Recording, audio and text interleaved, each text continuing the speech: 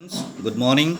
This is one of the very important question, and this is a very comprehensive questions where we have to get many twists. And the most important twist on this question is here.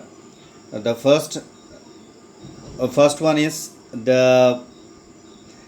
they did not make the final call. The company did not make the final call. इसका मतलब है ये जो final call value है वो अभी फ़िलहाल नहीं है. इस टाइप का क्वेश्चन को कहते हैं इनकम्प्लीट कॉल्ड अप.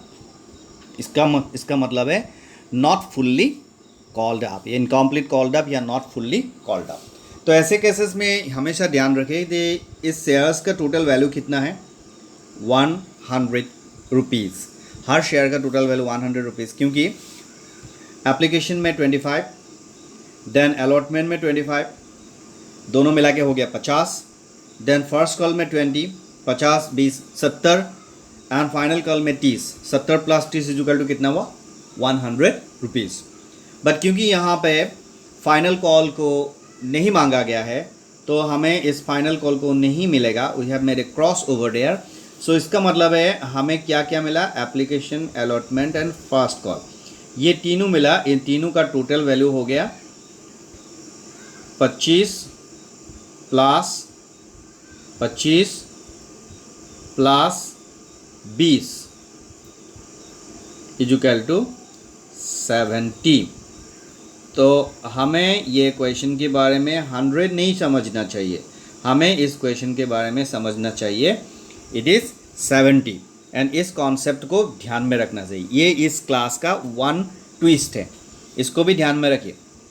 दूसरा बात है, इसमें क्या बोला है कि ए होल्डर ऑफ 100 शेयर्स का होल्डर्स ने फेल टू पे द अलॉटमेंट नहीं दे पाया, एंड फास्ट कॉल नहीं दे पाया. फाइनल कॉल तो किसी से भी नहीं मांगा है, तो फाइनल कॉल का जिक्र इस क्वेश्चन में सोचना ही नहीं. तो अलॉटमेंट एंड फास्ट कॉल नहीं दे पाया, and the director have decided to forfeit this shares. आज का बहुत ज़्यादा इंपॉर्टेंट पार्ट है, forfeit this shares and then reissue of this forfeited share at ₹6,500. ठीक है. तो आज का जो क्वेश्चन है वो बहुत सारा ट्विस्ट से भरा हुआ है. सो इस क्वेश्चन को बहुत ध्यान से देखना है. अभी हम जाते हैं इस क्वेश्चन को सॉल्यूशन क्या करते हैं. ठीक है. सबसे पहले हमारा ये सब सिंपल बातें, bank account to share application account, क्योंकि हमारे पास 5,000 यूनिट है और हर यूनिट का दाम 25 रुपया है, तो इक्वल टू 5 25 125,000 रुपया. ये सिंपल है, नो प्रॉब्लम. तो share application to share capital account, तो यहाँ तक बातें ईजी है. ओके, ये हो गया हमारा पहला general entry. Then share allotment account का एक्सपेक्टेड वैल्यू है 5,000 यूनिट के ऊपर से आपका अगेन 25 रुपया करके, तो इक्वल टू 1,25,000 आपका ये एक्सपेक्टेड वैल्यू है. तो यहाँ तक भी हमारा मुद्दे कोई दिक्कत वाला नहीं है. लेकिन यहाँ पे क्या हो गया, bank account to share allotment account इसलिए हो गया कि यहाँ पे 5,000 की जगह में कितना दिखाया है, 4,900, क्योंकि 100 शेयर्स का allotment money and first call money नहीं मिला. तो आउट ऑफ दिस 5,100 शेयर्स का अलॉटमेंट नहीं मिला, मतलब 4,900 का मिला at the rate of 25 equal to 1,22,500. ये हो गया आपका अलॉटमेंट का कैलकुलेशन. इसमें बैंक का कैलकुलेशन, ऐसे भी ऐसा क्वेश्चन हमने पहले भी देखा है, तो ये बात भी हमें अभी इस वक्त ईजी ही मान के चलते हैं. ओके, तो नेक्स्ट हम चलते हैं फास्ट कॉल के बारे में. Share first call account debit to share capital account, क्योंकि हमारा पास अगेन एक्सपेक्टेड वैल्यू है 5,000 यूनिट्स का वैल्यू और उसका 20 रुपया करके प्राइस है, तो इक्वल टू 1 लाख रुपीज़. ये expected value, never and never इसको कंफ्यूज मत करना कि सर 100 शेयर का पैसा तो मिला नहीं है तो हम फिर से 5,000 क्यों काउंट कर रहे हैं. बेटा, आपको ये बात ध्यान में रखना चाहिए, आप जब भी कैपिटल वर्ड उसके साथ खेला करेंगे, सो आप कभी कितना मिला कितना नहीं मिला ये सबसे कंफ्यूज नहीं होना है. आपको स्टैंडर्ड मीजर करना है. मतलब कंपनी ने 5,000 शेयर्स बेचने का सोचा है और हर शेयर में 20 रुपया करके मिलेगा, तो ये एक एस्टिमेशन है. कैपिटल मीन्स एक एस्टिमेशन है, ये रियलिटी नहीं है. रियलिटी में आपको सोचना है कि कम मिला या ज़्यादा मिला. ओके, नाउ नेक्स्ट बैंक में आगे जाएंगे, फिर भी वही बात है कि 100 शेयर्स का पैसा नहीं मिला, तो 5000 में से 100 का नहीं मिला, मतलब 4900 शेयर्स का पैसा मिला। एक शेयर में 20 रुपया करके आपका बनता है 98,000 का एक सिंपल कैलकुलेशन। तो यहाँ तक आपका फर्स्ट कॉल का भी कहानी सही है। अब यहाँ पे मैं एक बड़ा सा लाइन खींच के आपको ये दिखा रहा हूँ कि ये क्या हो रहा है। यहाँ तक क्या था, हमारा सीक्वेंस में एप्लीकेशन था, अलॉटमेंट था, फर्स्ट कॉल था एंड फाइनल कॉल भी था। लेकिन क्या हुआ, क्वेश्चन बताया कि फाइनल कॉल कंपनी ने अभी तक मांगा ही नहीं है, इसीलिए इस क्वेश्चन का पैटर्न को बोलते हैं नॉट फुल्ली कॉल्ड अप। सो ऐसे केसेस में हमने क्या देखा है, आप थोड़ा ध्यान से देखिए, आप थोड़ा ध्यान से देखिए कि क्या हो रहा है। ये एप्लीकेशन फेज़ है, ओके, फिर ये अलॉटमेंट फेज़ है, ओके, फिर ये फर्स्ट कॉल फेज़ है, ठीक है। ये 3 फेज़ तो हो गया, phase number 1, phase number 2 and phase number 1, 2 and 3। लेकिन फोर्थ फेज़ हमने करेंगे कि नहीं करेंगे, इसका आंसर होगा कि फोर्थ फेज़ जो फाइनल कॉल का फेज़ है वो इस क्वेश्चन में करेंगे ही नहीं। और ये क्वेश्चन का जो बेसिक जर्नल एंट्रीज, इस 6 जर्नल एंट्रीज के बाद 7th and 8th journal entry, मतलब लास्ट 2 इंस्टॉलमेंट का जर्नल एंट्री यहाँ पे आपको लिखने का ज़रूरत ही नहीं है, फॉरगेट इट, भूल जाइए, ओके। अब थोड़ा मेरे बात सुनिए। अब क्या है कि फॉरफीचर, जो क्वेश्चन में बोला है कि company have forfeited the shares, तो फॉरफिटेड द शेयर्स, यहाँ पे फॉरफिटेड बोला ना, 100 शेयर्स को फॉरफिट किया बोला ना। सो फर्स्ट में तो फॉरफिटेड होता क्या है, व्हाट फॉरफिटर मतलब क्या है। सो फॉरफिचर का मतलब होता है कि अगर कोई शेयर होल्डर्स ने, जैसे कि इस क्वेश्चन में 100 शेयर यूनिट्स के बारे में बताया, उन्होंने अपना कोई पेमेंट देने से छूट गए हैं। यहाँ पे बोला है कि अलॉटमेंट का पैसा भी नहीं दिया और फर्स्ट कॉल का भी पैसा नहीं दिया, फाइनल कॉल तो किसी से मांगा नहीं। सो उन्होंने अगर देने से छूट गया है किसी वजह से, तो कंपनी क्या कर सकते, ज़्यादा वेट नहीं कर सकते। सो ऐसे केसेस में कंपनी क्या कर सकता है, ऐसे केसेस में कंपनी के पास ऑप्शन है कि they will make a 14 days notice. 14 days क्या करेगा, नोटिस देगा कि आप जो बकाया पैसा आपका देना है वो प्लीज़ दे दीजिए।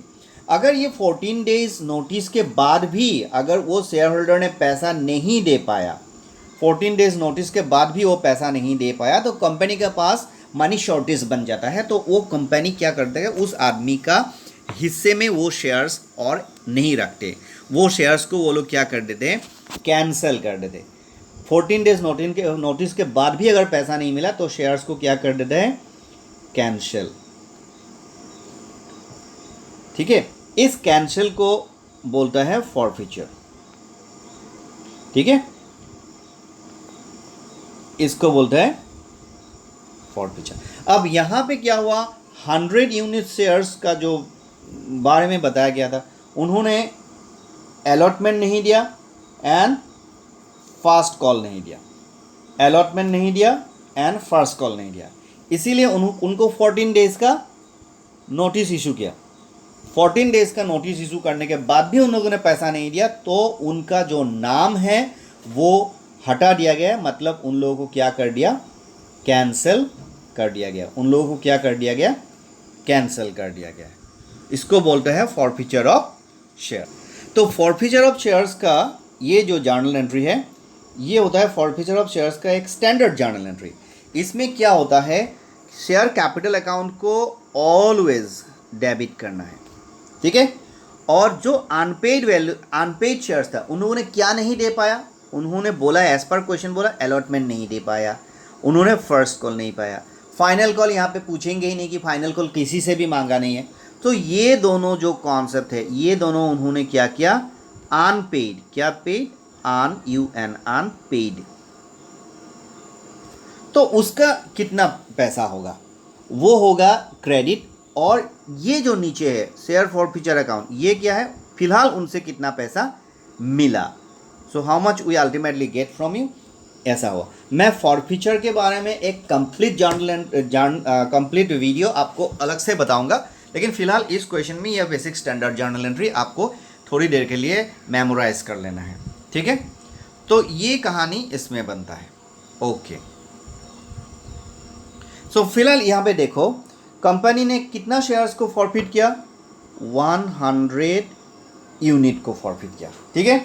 और उसका ओरिजिनल प्राइस कितना था, 25 एप्लीकेशन में, ठीक है, 25 एप्लीकेशन में प्लस 25 अलॉटमेंट में प्लस 20 फर्स्ट कॉल में इक्वल टू उसका ओरिजिनल कितना था, 70। तो 100 इंटू 70 तो इक्वल टू कितना हुआ, 7000, 100 यूनिट। और अभी तक फिलहाल अभी तक उनका मांगा हुआ पैसा था 70, तो इक्वल टू 700। तो उनमें से शेयर अलॉटमेंट का रिक्वायरमेंट कितना था, 100 यूनिट का 25 रुपया करके अलॉटमेंट का रिक्वायरमेंट होता था 2500, ठीक है।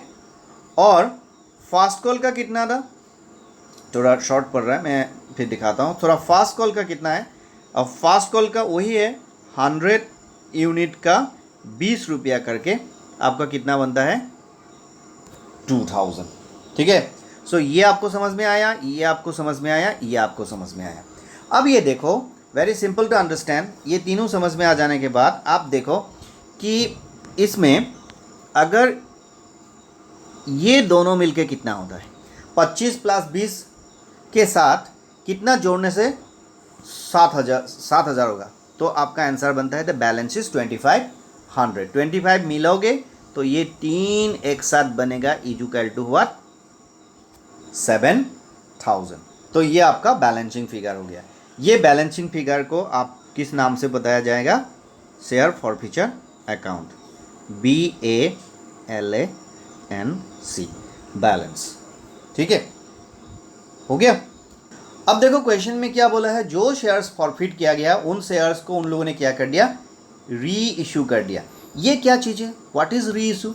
री इशू का मतलब जैसे तुमने 100 शेयर्स का पैसा देने से इनकार कर दिया, अब मैं तुम्हारा नाम पे ऐसे ही फालतू में क्यों बैठा रहूं, तो मैंने तुम्हारा नाम कैंसिल कर दिया। जैसे ही मैं तुम्हारा नाम कैंसिल कर दिया, वो मैं पैसा मैं दूसरे को बेच सकता हूं। तो मैंने इस शेयर्स को तुमको ना बेचा, तुम्हारे से मैंने काट लिया, तो मैंने सपोज दूसरा बंदा को बेच दिया, सेकंड टाइम सेल किया। जैसे गाड़ी वगैरह को हम एक बार से दोबारा सेल करते हैं तो इसको री इशू या रीसेल बोलते हैं। अब रीसेल में तुम कुछ भी अपना चॉइस का पैसा डाल सकते हो, उसमें कोई रीज़न नहीं है। तो उन्होंने कंपनी को लगा ये सेकेंड हैंड माल है, कम दाम में ही तो बेचा जाएगा, तो उन्होंने एक फिक्स्ड अप कर लिया, बार्गेनिंग कर लिया कि 6500 में उसको होलसेल पैसा देने के लिए आदमी मिल गया, तो उन्होंने 6500 में दे दिया। इसके पीछे कोई रीज़न नहीं है कि सर 6500 ही क्यों, नहीं है, मौका मिला बस। तुम्हारा पुराना स्कूटर में तुम जिस दाम से बेच सकते हो तो बेच दो, ऐसा बात है, ठीक है। उसके लिए जर्नल एंट्री क्या होगा हम देखते हैं। अब ये देखो रीइशू का कहानी है कि तुम क्या बेचने जा रहे हो, तो आंसर है कि तुम शेयर कैपिटल बेचने जा रहे हो। कितना शेयर्स, आंसर है कि तुम 100 शेयर्स बेचने जा रहे हो, ठीक है। 100 शेयर्स का प्राइस कितना चल रहा है मार्केट में, क्योंकि अभी तुमने अभी तक का बारे में कहानी है कि 70, क्योंकि 25 प्लस 25 प्लस 20 इक्वल टू 70। तो उस हिसाब से आपको कितना मिलना चाहिए, एस्टिमेशन वैल्यू कितना है आपका, 7000 मिलना चाहिए, 7000। बात समझ में आ गया ना। आप 100 शेयर्स को बेचना चाह रहे हो और उसका अभी तक का कीमत है, लिस्टेड प्राइस है 70 रुपीज़, तो 100 शेयर्स का 70 रुपीज़ के हिसाब से बनना चाहिए कितना, 7000। लेकिन आपको जो आदमी मिला उससे कितना पैसा ही मिल रहा है आपको, ओनली 6500, मतलब there is a shortage of 500। इस शॉर्टेज ऑफ 500 को आप मीट करेंगे कहाँ से, शेयर फॉरफिचर का जो आपका पैसा है 2500 एक्स्ट्रा मनी है, वहाँ से आप, वो क्रेडिट था ना, वो क्रेडिट था, यहाँ से आप थोड़ा काटेंगे, जो यहाँ पे सेट करेंगे, इसको लिए for share forfeiture account debit हो जाएगा। ये कहानी भी आपके लिए, ये दोनों ही चीज़ हमारे लिए नया है, तो ये आपको समझ के रखना चाहिए। क्लियर। जैसे ही आपने देखिए, आपने शेयर फॉरफिचर अकाउंट्स में अभी तक कितना पैसा आपको मिला था, 2500। वहाँ में से वो क्या था, क्रेडिट में, 2500 क्या में था, क्रेडिट में था। उसमें से थोड़ा पैसा आपने इधर पे एडजस्ट के लिए भेज दिया, तो 500 पैसा आपने उस काम के लिए, रीइशू के काम में जो गैप मिला था 7000 के बदले 6500 का जो गैप मिला, उसके लिए आपने 500 डाल दिया। अब आपके पास कितना बच गया, नेचुरली आपके पास कितना बच गया, ओनली आउट ऑफ 2500 2000 बच गया, and that will be converted to capital reserve. Am I getting clear for you? That will be converted to capital reserve.